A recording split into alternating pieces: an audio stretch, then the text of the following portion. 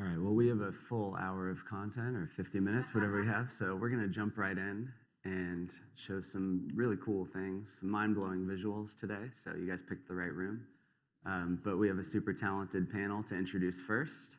So I'm going to tee it up with that there's been some amazing innovations made in terms of the high end of what augmented reality can look like, specifically in the broadcast and live event space. So we all were present, we're all in real time. We saw like the VR boom and the excitement around spatialized computing and 3D technologies. But what we learned from the early hardware iterations of the wave, 5-6 years ago, was that it's really hard to solve the physical integration problems of high-end visuals with the real world. And broadcast is actually a playground where the tools are ready now and they look amazing. And then, it's setting the stage for what the right hardware devices can come in and fill in, like the lower end of access to these exciting shows on top of the show in augmented reality and live events. And this amazing panel assembled here is at the very bleeding edge of what's possible and what's being deployed in the field today in several different arenas. So we're going to talk about how when we gather to experience things together, there will be a whole digital layer that's going to be on top of our experience.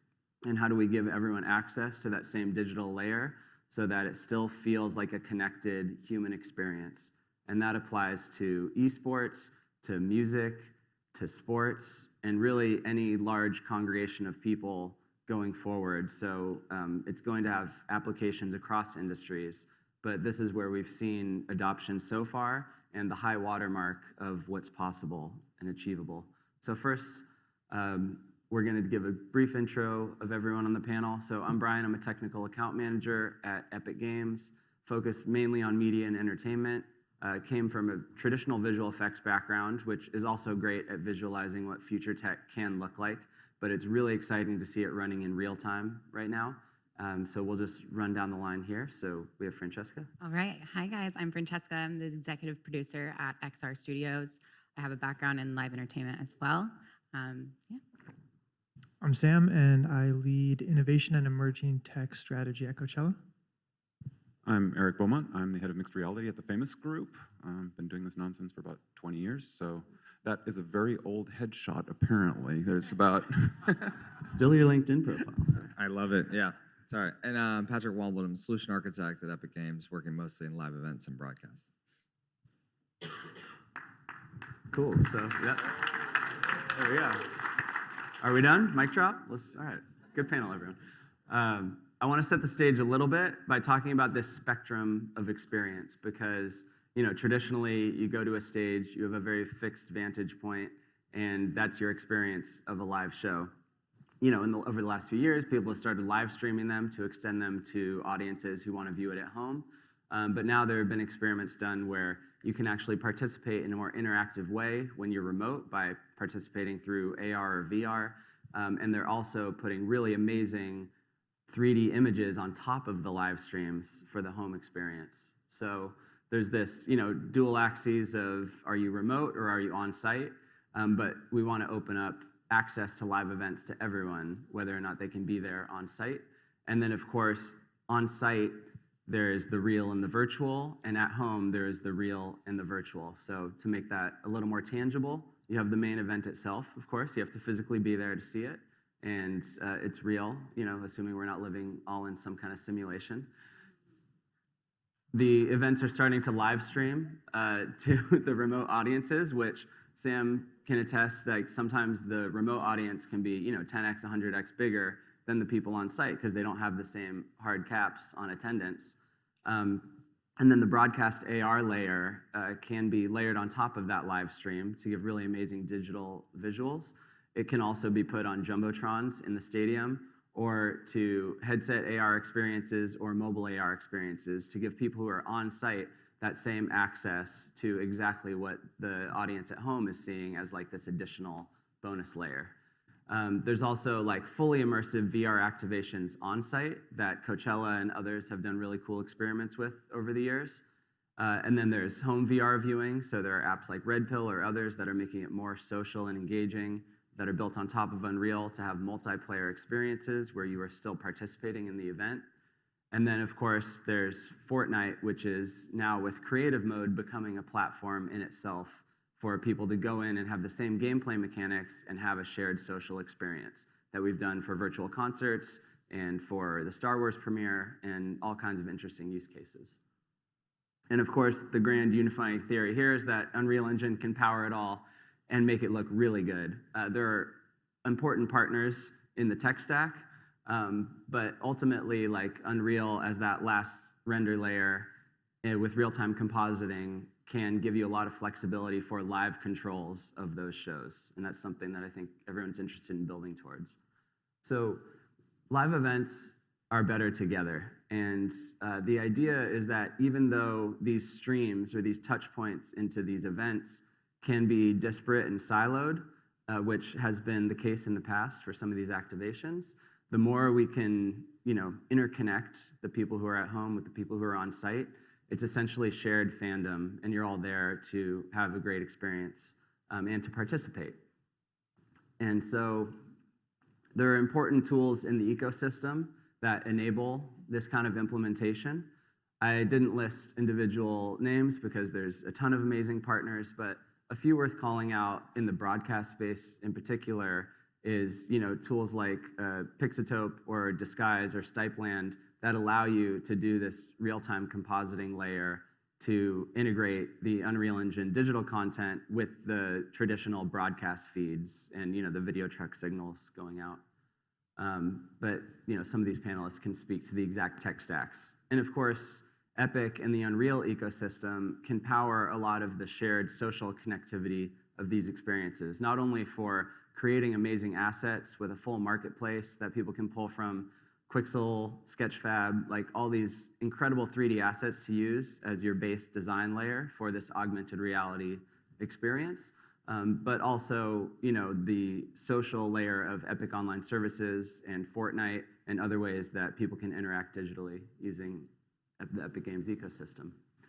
We're going to go thematically here with each panelist one by one. We're going to kick it off with the music space because it's an exciting area that really Coachella has been on the cutting edge of for a while.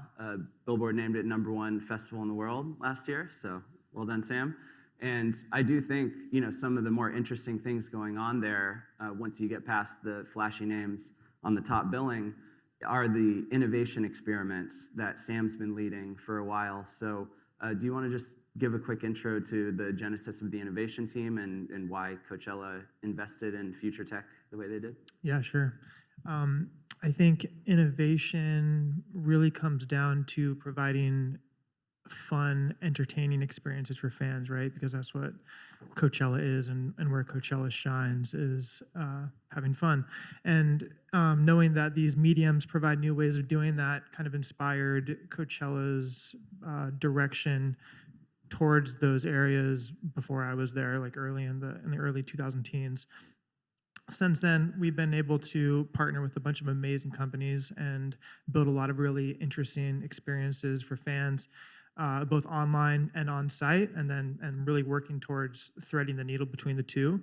And I think part of what we do at Coachella that makes the Coachella audience so interested in engaging in technology is that we really focus on education, and we try and create entry points for people like novice users, people who are very unfamiliar with the technology, all the way to people who really want to dig in. And we really build a kind of transmedia marketing approach across video content and across these different platforms to make it feel like an accessible, fun, like entertainment experience, right? We're not really trying to focus on the technology, and we're really trying to focus on the value that it provides to users. And so there's a list there from gaming, mobile AR, broadcast AR, obviously, Web3, online community, and a number of other things that we're working on for next year that kind of make up that innovation approach. Great, and I have a list there of everything you embraced, because I know you had done some experiments pre-pandemic. Patrick and I had collaborated with you in peripheral ways, but in 2022, when you came back from 2 years off of the festival, Yep. from the pandemic, you guys went big. You went big with several different verticals targeting different platforms, but really innovative programs in each one, and to give people like a cohesive experience across all of it. So can you maybe just like do a quick rundown of the list of everything your team took on? Yeah, sure. The Flume broadcast AR experience we obviously did with you and innovation team in London and a number of the other teams at Epic Games. We did some mobile AR strategy across Instagram and Snapchat, more social based for content and kind of just social engagement. And then worked with Niantic on integrating their ARDK for the first time into the Coachella app for basically building AR experiences that weren't possible on the social platforms at the time. We worked with FTX on kind of an NFT strategy, FTX serving as the NFT marketplace and building a NFT strategy that was really based around, at the time it was innovative, it was allowing people to redeem physical experiences, physical benefits, physical goods through the ownership of NFTs, things like lifetime Coachella passes and on-site experiences that people had never had access to, along with like this really beautiful photo book and a poster, a number of other things, really building community through the NFT program. NFT strategy is oftentimes like a great way to kind of kickstart a community, and so we did a lot of that on Discord. And then we worked with the Fortnite team on creating some Coachella-themed skins, in-game radio featuring a lot of artists from the Coachella lineup, and really kind of building out a foundation there for Coachella's gaming strategy. And that's it, I think. And you guys are a small team, right? I mean, you're About 10. So what inspired you to take all this on, and what did you learn from doing so many different areas of activation all at once? Good question. The inspiration to take it all on is why not? I think one of the things that we've learned from the Golden Voice team, the people that produce Coachella, is constantly break everything that you do down and think about how you can do it better. And so we're doing that in technology all the time. And of course, technology is, the pace of innovation improves quite rapidly. So that's a very quick kind of feedback and iteration process with the consumers. What was your second question? Oh, what did you learn from? What did we learn? Also, everything.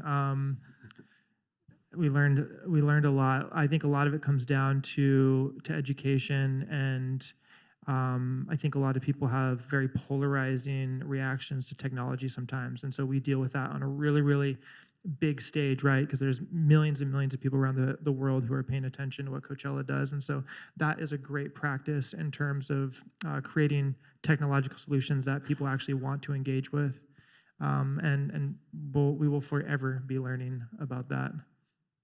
And honestly, that's what I love about you guys' approach is you plant a lot of seeds, and it's so early with this technology that then you then respond year to year and see what grows, pour more resources into it, because it is early days for all of this. And you guys did something really innovative in terms of dropping the Fortnite skins at the same time, which extends it into the virtual world. So do you want to talk about how that came together at all?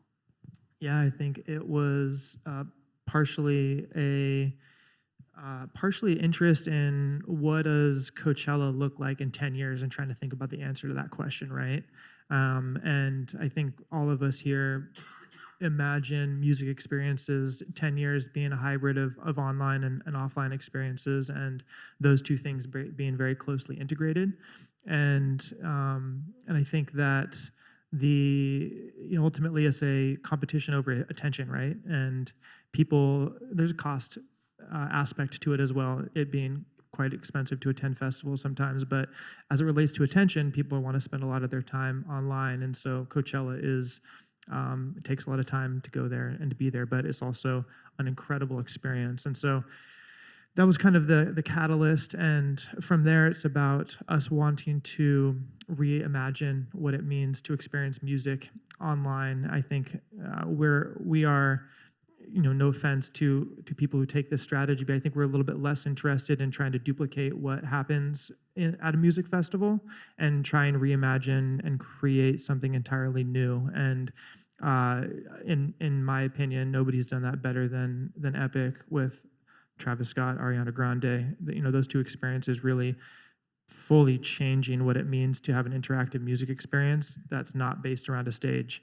flying through space, underwater, and down some psychedelic rainbow tube. Those things I think are hard to pull off and very time intensive. I think a great illustration of how Epic is thinking about it along the same lines as us, and so it made sense to work together. And your quote that, the live stream is now 10 to 20x the size of the on-site festival audience. So it's democratizing access to these events for people who can't be there, but still giving them a piece of fandom and making them feel like a part of the community, whether that's through the social feeds that they're seeing of the, Snapchat and Instagram lenses, or through Fortnite, they can hop in and have a small part of it. So we'll show the videos of what you guys actually did to give some more context, and there's some music, but feel free to talk over it if there's anything you want to point out. Yeah, the video on the left is just a collection of the mobile AR filters that we produced. We did about 20 of them. There was around like 500,000 opens, and we have like 20x'd our AR engagement from 2019, which is, to be expected. I suppose the technology has become a lot more adopted. On the right was a video piece that we created. As I mentioned before, we're really like digging into this transmedia storytelling approach. Video content on social and on YouTube is, the most accessible kind of medium for people to understand and to see storytelling. And so the story that we told last year was the idea of this virtual Coachella that kind of coexists the same time and in the same place that the physical IRL Coachella exists. And it was the story of that coming to life. And it was really kind of a tease to set us up for a lot of the storytelling that we're going to be doing in 2023, really thinking about storytelling in seasons, kind of like most stories are told. And knowing that Coachella happens once a year, it gives us a good opportunity to really play into that. Sounds familiar. Seasons. So we ripped it off of Fortnite. So let's talk about Unreal Engine's role in last year's festival, because it touched a ton of platforms, with Unity powering some of mobile, Niantic Lightship, Instagram, Snapchat, and then on the live stream that went out on YouTube, we did an activation with Flume that only the home viewing audience got to see. So I'll show you the clip, and then this is a short Unreal Spotlight piece we released on it, and then you can speak to it after.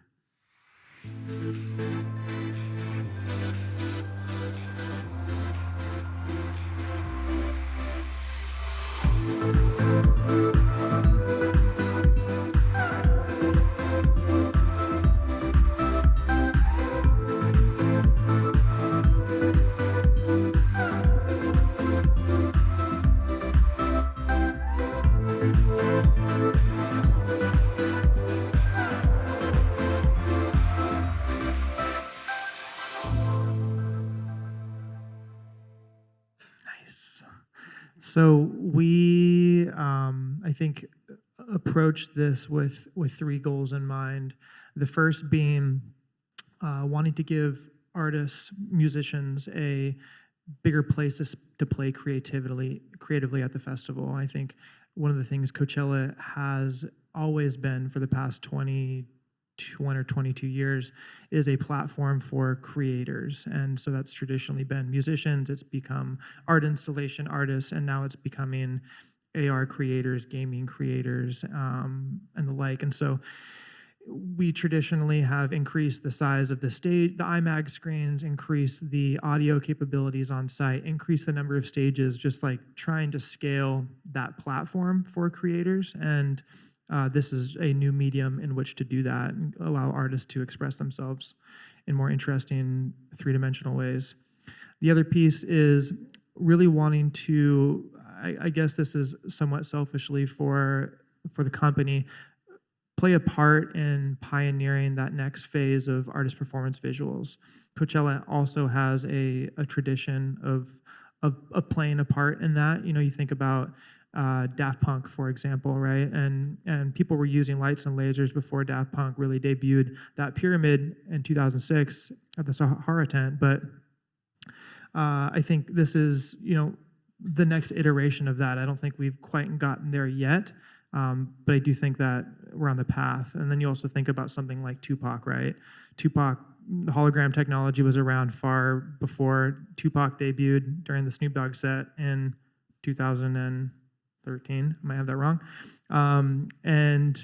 But that was like the moment, kind of the shot heard around the world, where everybody wanted to talk about hologram technology, and that's what people thought of it, right?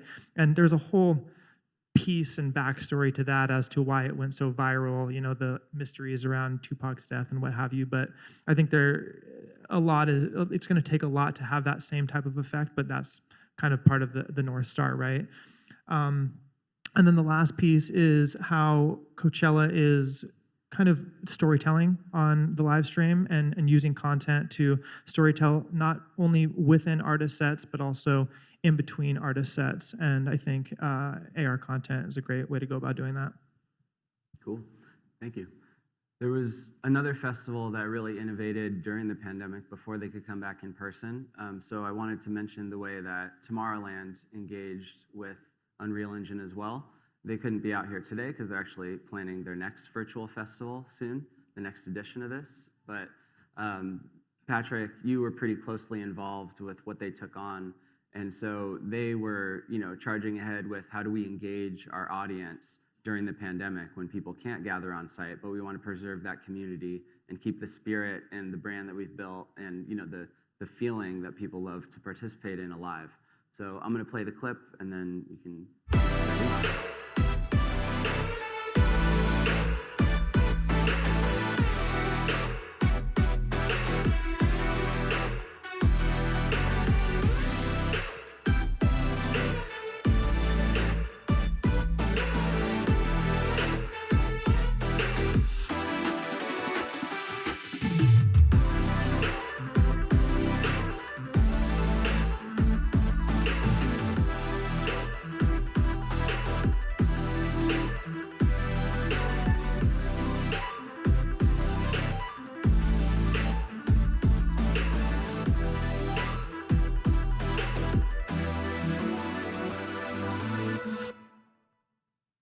Wow. Well, I'm glad I get to speak on their behalf, and I wish they could have been here. But yeah, man, Tomorrowland was a really interesting one, I think, because it was such a weird thing when the world shuts down, and you're like, oh, right, we're not gonna be able to be in person. Like, what do you do? And so I think they kind of took a very unique approach to this, and they were like, all right, we're just gonna go full virtual. Like, we call it the AR talk, but this one's like AR and virtual. It was like the whole package. So they did a really unique thing too, where they just kind of decided like, all right, well, like we have to embrace this. We don't have a choice. Like nobody, we can't do in-person things. So how are we going to get around this? And so they spent a ton of time kind of iterating. And now they've done, I think, 4 of these virtual festivals, and they're going to keep doing it now, even though this year we got to go and see it in person. But they're like, hey, this is a new way to get to fans. Like, we could only reach, 200,000 people a weekend, which is still incredible. But, when they did the stream, they're like, we had 50 million people that watch this thing. Like, that's way bigger than what we could have done in person. So I think, it was great to work with them on it. And it's nice to see kind of where it's going, especially with, coming off Coachella as well. Like, these things are just massive events. And so it's really, really cool to be able to work with all these people and all my friends, and just be back in person finally. So, but cool. Awesome, but that is pretty telling, which is why I wanted to include it, that they've decided now that we're back in person, we're still going to continue this because it's another touch point of engagement for fans. It's curating the next generation of people who will get on site as super fans, so it extends the reach, and it also adds that connective tissue between the physical events and the virtual experience of them. So next up, we're going to talk about innovations in sports. And this was one of the earliest adopters of AR broadcasting, and a lot of that innovation was led by the Famous Group. So I'm very excited to have Eric here to speak on a more technical level of what it takes to pull off this implementation in a live event environment, which, if any of you guys have a live events background, it is a pressure cooker, and moving to real time unlocks incredible opportunity, but also y'all dabble in real time, things go wrong. So Eric's going to give us some stories from the trenches after we first show you a little bit of the breadth of what they work on.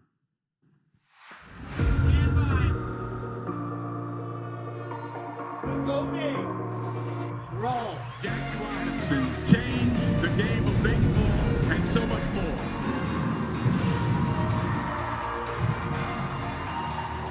The Giants Chipotle Burrito Bowl. It's time to shine. Live from its birthplace. Welcome to the Super Bowl.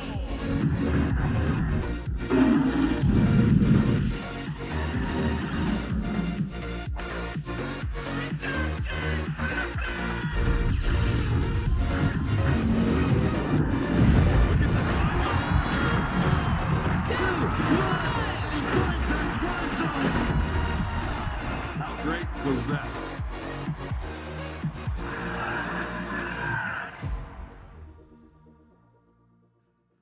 My favorite is the cutaway of MJ, because you're like, oh, it's not AR, but everyone loves MJ, so why not? He was there too. Yeah, all right. So Famous Group, we've been around for about 20 years. We do fan engagement stuff. The one number everybody likes to quote, we've done 17 Super Bowls now, so there you go. Gray hair shows it. Our company does a whole bunch of different stuff, virtual events, hybrid events. We do fan engagement stuff, but I'm part of the I'm head of the mixed reality department, so that's what I'm going to talk about. The one thing I wanted to do is what we do in Unreal, you know, the mechanics and the technology and everything is pretty much the same. The big difference to what a lot of people experience with Unreal is we have one button press. It has to work 100% of the time because there's millions of people on it and it's live. If it doesn't work and you're in the middle of a Super Bowl, oops, people ain't too happy. If you happen to be, you know, it's like, it gotta work. You can't have any accidents, you can't have any misfires, you can't have anything wrong with your frame rates, you can't have stutters. Broadcast people really don't like stutters.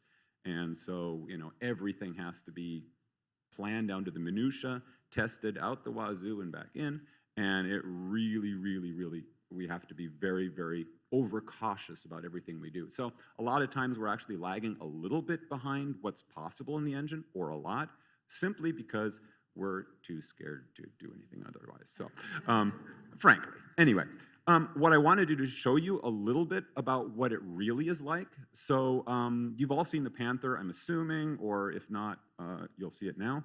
But I want to show you a little bit of a different angle. So, you want to roll the... Yep.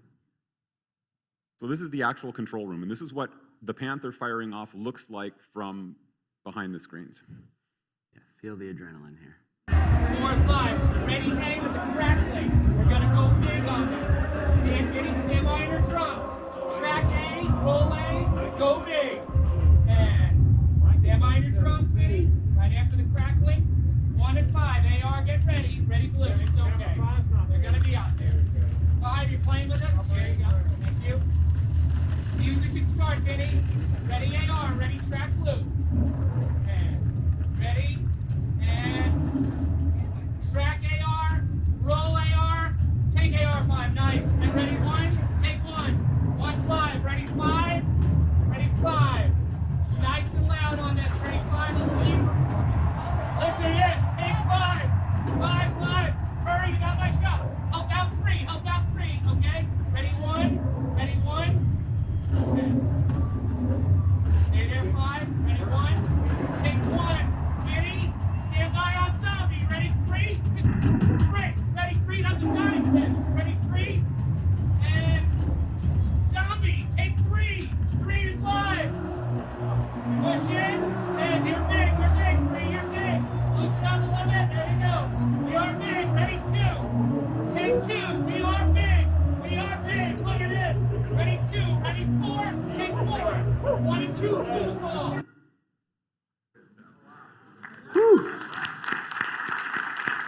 So yeah, I live in a low-stress environment. First of all, props and chapeau to Mike Bonner, who's the guy who's calling it out in there, who's like an absolute hero for making this happen. I mean, he's the head guy for the Panthers and in charge of all this, so absolute hats off to him. So yeah, I mean, you can see that's kind of the problem with what we do, is that there's zero room for margin, and if anything goes wrong, there's that guy screaming at you. So yeah, we strive to do the best. The other thing is, because this is live, there's a lot of weird little elements that you normally wouldn't have to consider, like the fact that these are real camera operators. How are they going to be doing this? So we have to pipe the mixed reality back into the camera viewfinder, so the camera guy knows he's not chasing an invisible panther somewhere, right? He knows what he's doing. Half the time, these are camera operators, that are experienced, but they've never done MR before, or AR, or anything like that. So all of a sudden you're going like, okay, so there's going to be this big panther and he's going to come down, or there's a big zeppelin that's going to come in and drop slime, and they're like, you what? So you're like, okay, so you rehearse it a couple times, and then the show director rehearses it a couple times, and they do something completely different. So we'll have like all the camera moves mapped out, and we'll have it precise, and then what actually comes out is something completely different, never planned. Sometimes it's better, sometimes it's worse, but you have zero control, and you just got to let it go. And at that point, it's the show director's fault. So that's all good. And we never get blamed for any of that. Yeah, the other thing is, like, there's a lot of weird stuff. So what you didn't notice in there probably is that the panther is stomping all over the players and everything. Because of the bombastic element, nobody cares. When we drop slime, stuff happens. Oh, wow, you can scroll. Oh, awesome. So yeah, I mean, he just goes in, runs all over it, and people just sort of ignore that part. I heard a really good quote one time, that the most valuable commodity on the planet right now is attention span. We have roughly 1 minute of your attention, and we are 100% guaranteed to get your full attention when we're doing this, but we have to make the best use of that. And so we direct it, we have to work with that. What we've found, we've done a lot of these now.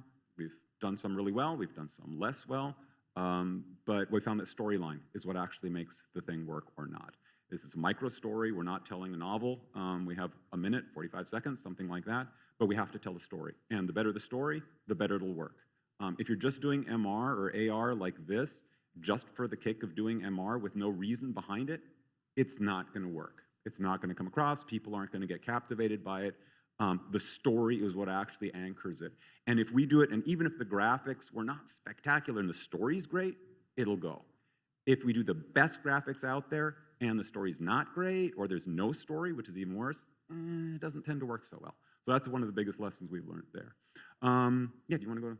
Yeah, I was going to ask, like, what other lessons from having been through so many iterations now in terms of best practices for designing what works in a large-scale stadium environment with 100,000 different viewpoints? Yeah, so one of the things we have to map out the camera angles. We need to know ahead of time where the cameras are going to be. Sure, they're going to be moving around, but it's impossible, as much as we'd like to do it, it's impossible to make MR activations that work from any angle. It just, as long as we know ahead of time which angles those are, it's going to be 2, 3 cameras. I think the most we've done is 5. Then it's okay.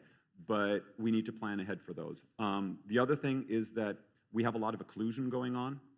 So the MR, by virtue of what it is, it's composited straight onto the video feed. So we can't easily block out stuff. So what we do is we scan, with a LiDAR scan, the entire stadium.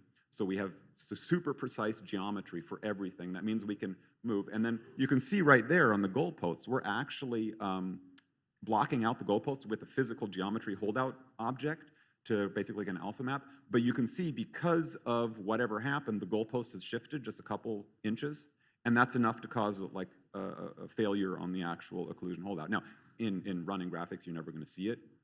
It's enough to do it, but tiny stuff like that can throw it off completely. So we have to be ultra precise, and there's some things we just can't occlude, like goalposts. We've learned that. Everybody, football game, doesn't matter, soccer, football, whatever it is, you want to do something with the goal, I can almost guarantee you it's going to be impossible to hit that precisely.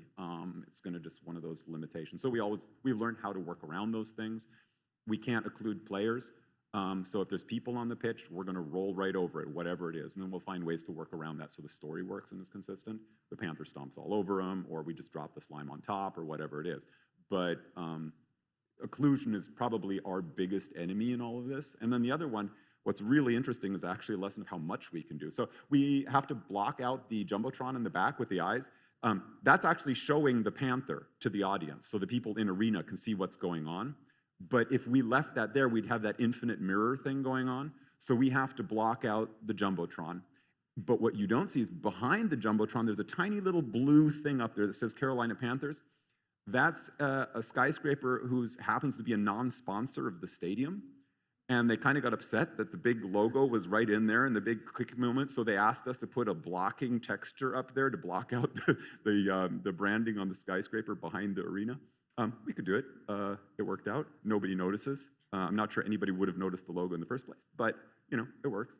That's cool. So you guys did extend to the next level. Like Coachella had the Flume live stream going to the home audience, but you guys then, it goes to the home audience, and then it also rebroadcasts to the people in stadium, so they are a participant in that experience. Yeah, otherwise it'd be really, really strange when for a minute there's an empty field, nothing is going on, there's some weird music playing, the audience would be a little perplexed. But so we do put it up on the Jumbotrons. That actually, interestingly enough, works better than we thought initially. We thought just having it on the Jumbotrons would be a little weird, but people really love it.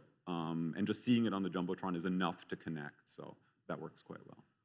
Cool. Let's show the next viral piece All right. you guys came out. So this one, Did you want to give context? Well, would you look at that? It appears a giant Chipotle burrito bowl is sliding out to center ice. Chipotle is now an official sponsor. What's going to fire those broccoli?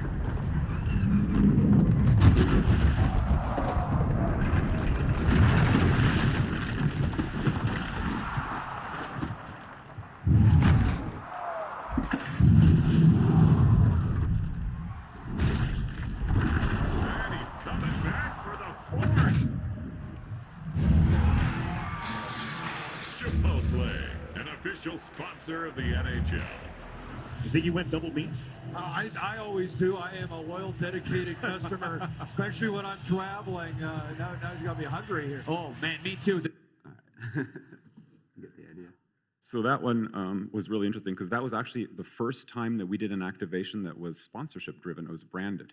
So we actually took the place of an advertising slot, which is a little bit unusual. Normally in a broadcast, for this AR stuff, you're going back in the game, your halftime show, pregame, something like this. But in this case, so this was with Turner, they basically sold the last 30-second advertising slot going back into from one of the breaks. And so they rolled 30 seconds of the activation as an ad slot, and then 15 into their pre-game or pre-run back into the show, which was an unusual sort of financing structure for that, but it worked really, really well because then they could spread the financing for it, which is side effects. There's a couple interesting things about that one. First of all, is this was a case study in how many stakeholders you can get into a single project and still be successful. Because this sort of activation, especially when brands come on board, you have Chipotle, you have their agencies, you have the arena, you have the team, you have the broadcaster, you have us, and then a whole bunch of other people who just invited themselves randomly, it seemed. And everybody obviously has their own creative ideas and, likes some things and likes, doesn't like other things. And we've got to play with everybody. We can't say, yeah, sorry, we're not listening to you. So a lot of the job in this case. Anything about that, right? Exactly. It's a unique experience. Yeah, it was an interesting one. But what was cool about this one is it took a long time for us to find a story that made a burrito interesting in a hockey relevant way. As you can imagine, we went through a lot of iterations of okay, what can we do? And there were many cool ideas and many very strange ideas.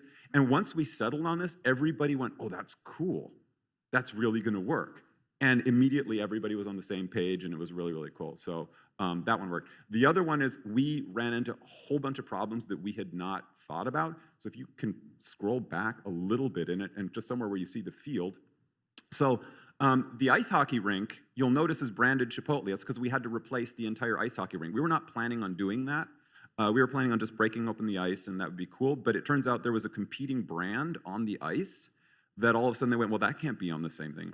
Oh, really?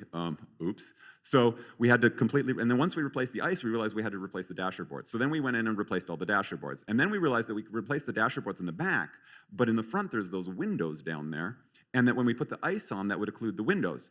So then we had to build fake windows and transparencies in the front so that all worked. And when we had that all working, then the guy turns on the lights of the stadium and go, oh, this isn't actually the right color. So then we spent, I don't know how long, tweaking the ice to look the right color, like before and after. It was insanely confusing and complicated that we did not plan for originally. I want to show the final clip too, so we should. Oh yeah, okay, let's go. Move it along. Sorry. But in summation, AR is still very hard. Yeah, right. And for the question, the going down, yes, that is a T2 reference. That was absolutely intentional. Let's go for the last one. Okay, so here you're taking it to the next level. What was the inspiration here? This one has no audio, so you can talk. Yeah, I'll just talk over it. Okay. So the idea with this is what comes next. And look, we're in a game engine. We got this cool Panther. We got all these cool things. How can we make this a little bit more flexible, a little bit more interesting and interactive? So what this is it's a little bit R&D project that we're doing with the Panthers. And it's about, let's take that Panther character thing and let's build it broadcast capable, but in a game fashion. So what this actually does is allow the operator to run through using a controller, game controller, with all of the actions. We're essentially building a game, but record the motion, not the video, recording the motion, the animation sequence, and then pipe that animation sequence into our active broadcast scene level that we're using. Now, that sounds really easy. It's not. Short answer on that. It was really, so we have all the different camera angles so that they can estimate what it's going to look like. But what's really interesting about it is we couldn't just have you running around the stadium with a live control. That won't work. They're on air. Too much can go wrong. It's hard to estimate. It has to be a recorded kind of a thing. Secondly, just running around and hitting points and things like that, also somewhat difficult because there's a lot of traversal areas in a stadium where it can run around. And a Panther's movement is relatively unique.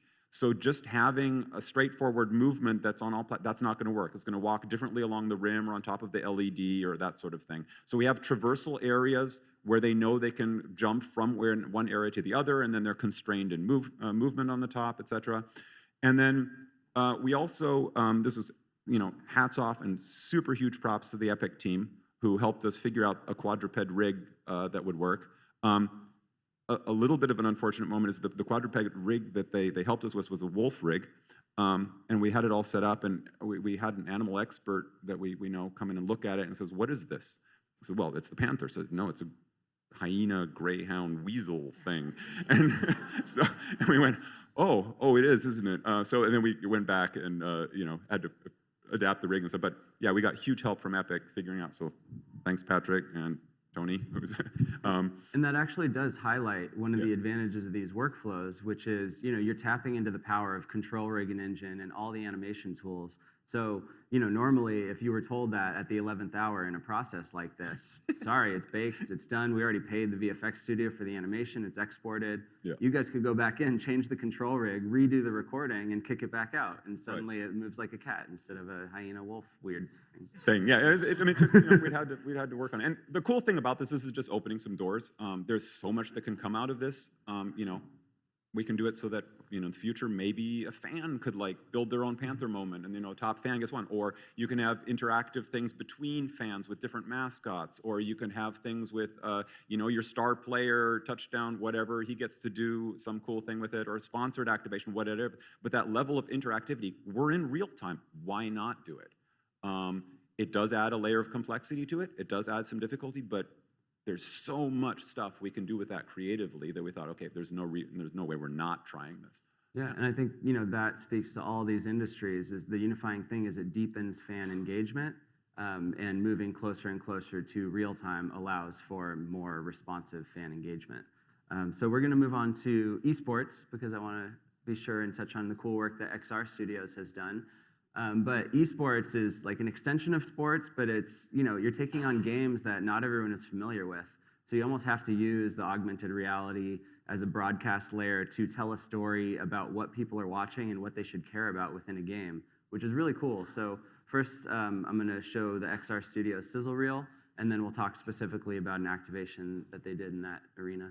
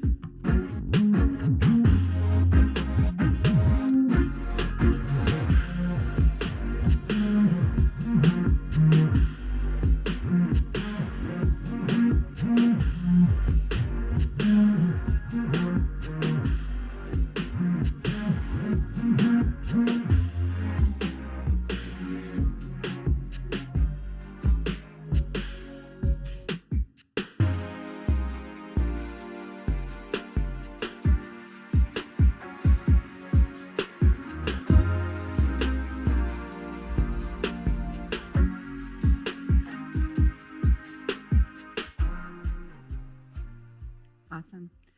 Yeah, so XR Studios is a technology-focused production company, specifically focused in live entertainment for brand, corporate, commercial, and music video-styled projects. And we do a lot of work in esports as well, and we're going to get into some of those case studies.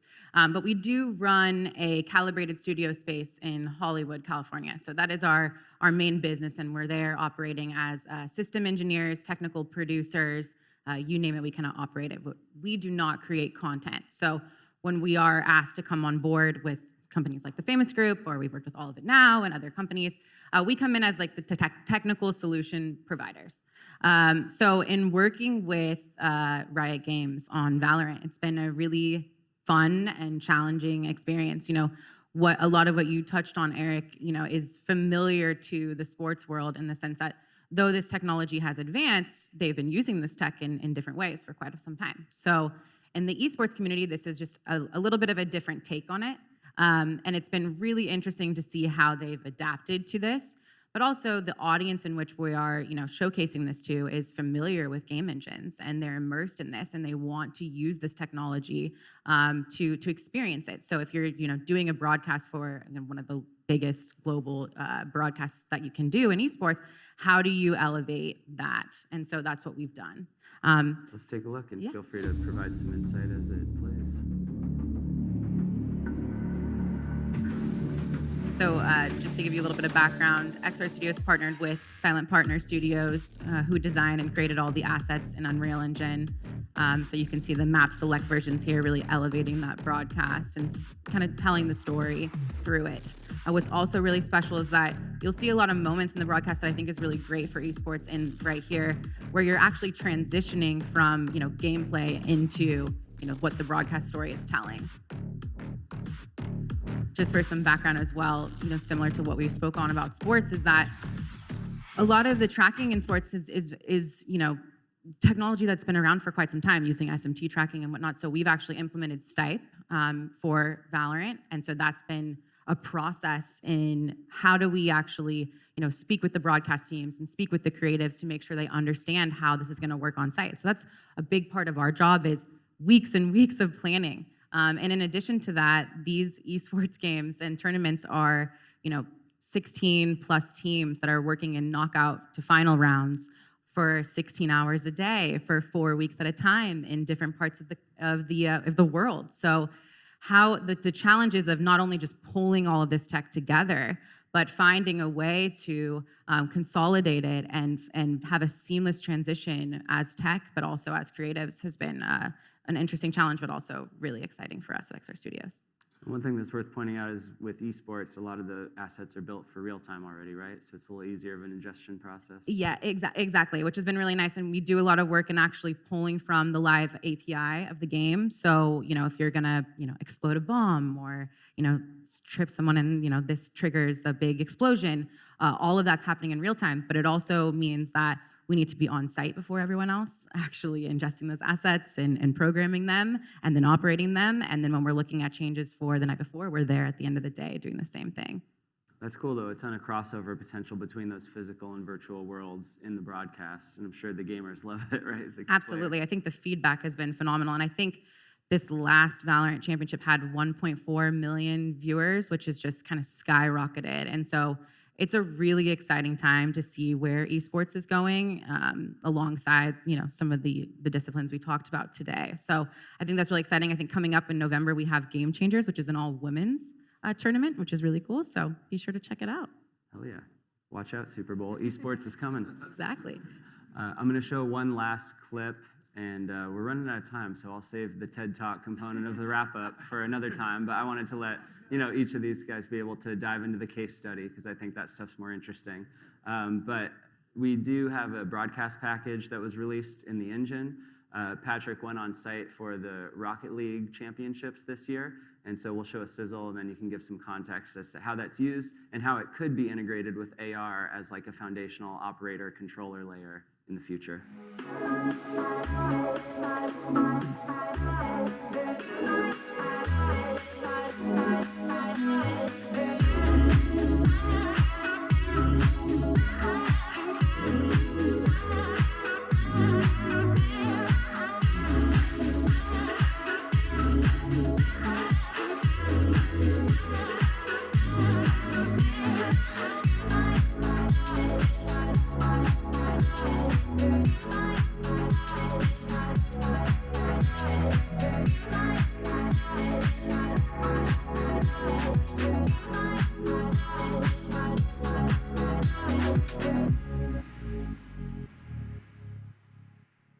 they make a really good promo video. I'm just gonna say that. And this was also on the Jumbotron in Stadium. Right? Yeah. I mean, so this is again one of those weird things that's happened in the past few years. Is like we do these like virtual things, and then all of a sudden we have to go back and do it like live in person. And they're like, wait, we built this really cool thing. Why don't we also build it like for real? So like that was the thing that happened with the Hype Chamber. It was so funny. Like we came up with this idea and the capacity team did a really good job, making this thing. And they're like, well, why don't we just like build a replica of that? And so like it was like kind of this weird moment where all of a sudden you're like, okay, something we did virtually is that we didn't think it would ever have life past this. Now we built a real world replica of the same thing. So it was kind of cool. Yeah, going back to in person, in the arena was so interesting. Like I've never really been to a big esports event. I mean, I've been to lots of real, normal sports stuff, and I was like, there's like 15,000 people here, like to watch Rocket League. Like, I mean, this is just crazy, I mean, and again, it brought up some really interesting challenges, I think, too. Like they said, traditional sports, we know all the teams, we know all the players. Like these things are, they've been done forever. But esports is not like that. Every time there's new groups of people, there's new, team members, there's new players that are going to be there, and it's very, very challenging to kind of do this in a way that that's so flexible. And so I think that they really embraced it. I think for at least for the broadcast feed, and I think in the future, AR is like high on the list of like, okay, what can we do with this to actually make the stream more interesting? Because again, like we're just getting back to being in person again, so we're not really sure like what fans really want to see in person versus what they want to see on a stream, and should it be different or should it be the same? Like we're still figuring a lot of this stuff out, but it's really cool to get a chance to work on, especially one of our own properties, and actually kind of show what we could do, with Unreal. So cool. Yeah, ton of opportunity in the space, and esports is so new and nimble and still being defined that they're not even encumbered by a lot of the legacy of older broadcast systems. So I think we'll see a lot more innovation to come in that space. So just to run through the final thoughts, there are like very real challenges ahead for how this can scale to a wider audience and give people on site the access. So really, there's a lot of innovation to come in connecting the dots between the various touch points of these experiences and making everyone feel like they're the same audience. So we're going to have, one of the biggest major technical challenges that Eric touched on is the occlusion problem. Epic can import LiDAR data, and digital twins and point clouds are going to be a huge piece of what underpins creating a really compelling AR layer on top of reality. And then Epic Online Services can provide the social connective tissue. I'm going to skip through that because no one really knows what it's going to look like once the killer device does come along. But that's going to be a game changer in terms of people experiencing it on site on a head-worn device instead of mobile. So that it really is that same experience that the broadcast is giving you a glimpse into. And finally, there are real areas of challenge and innovation, such as finding people at big events. If anyone who's been to a music festival knows that's one of the hardest parts, and so AR can be useful in that arena. But live show controls, once you flip your whole pipeline to real time, you don't have to render everything in advance. You could be improvisational in nature. Just like a musician can jam and improvise on stage, so can the visual artist creating the LED visuals and the AR layer that streams out to people. So I just pulled together some, what that future could look like once it's in our, what is in our imaginations is realized. And with that, I thank you for joining us, and I want to thank our panelists for innovating and being on the bleeding edge of what's possible.